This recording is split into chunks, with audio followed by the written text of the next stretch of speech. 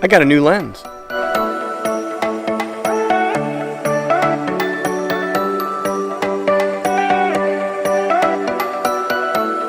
So this is the Fuji 10-24 f4, and it is good for real estate, landscapes, and I'm also going to try it out as a vlogging lens. So let's see what it can do. So it's going to take a little getting used to. I'm not sure how autofocus is going to be. I'm curious to see what this looks like when I get it back to my computer. But it gives you a better idea of what's going on around me. You get a much bigger field of view, and I can actually zoom it in if I want to. Curious to see how that works with autofocus as well, and if I'm even in focus. There is a little bit of an overcast today. It's smoke. I'm in Northern California in Sonoma County, and it's kind of reminiscent of what happened last year where we had some pretty big fires. There was some smoke that swept in to the area, and yeah, you can smell smoke, and there's actually ash falling on cars today. So the sun actually has a nice kind of orangey glow to it, which is a little strange. But yeah, curious what this looks like.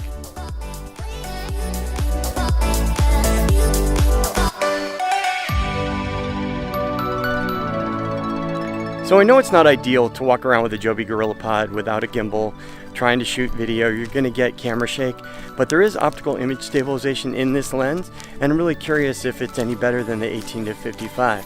I know the 18-55 was actually pretty terrible, and I was getting just incredible camera shake in one of my videos, so I really stopped walking around with it. I know this is shaky, but I don't think it's as shaky as the 18-55 was, and that's encouraging. I know that I need a gimbal. I'm looking at the Zhiyun Crane Plus, probably going to be pulling the trigger on that within the next, I don't know, week to 2 weeks, so I can make that happen. So we'll get rid of some of this camera shake.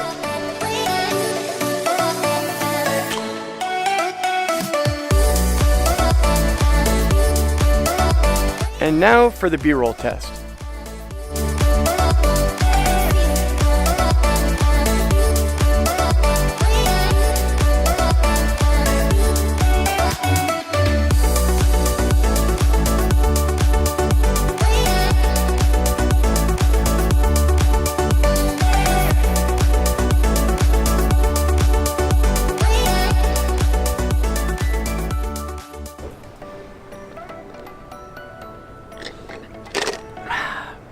Well, ice mocha.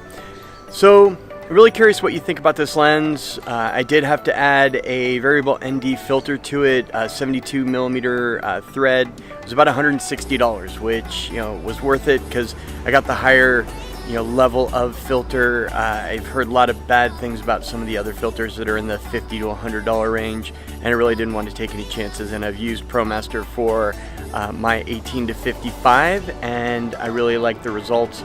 So I went ahead and stayed with that brand for the variable ND filter. Am I going to miss f2.8? Yeah, probably, but I can still switch. I still have the 18-55 with the 2.8 at 18, so that will definitely come into play when I need it. But I'm really curious what your thoughts are. If you're interested in seeing what the other lens looked like, you can check out any of my other videos. All of them up to this point have been filmed with the 18-55. And from now on, I'll probably use this lens and mix in the 18-55 for some of my B-roll and some other shots when I need the 55 part of that zoom. So yeah, you're never too old to start something new. My name is John Weinberg with Photo48.com. Till next time, take care.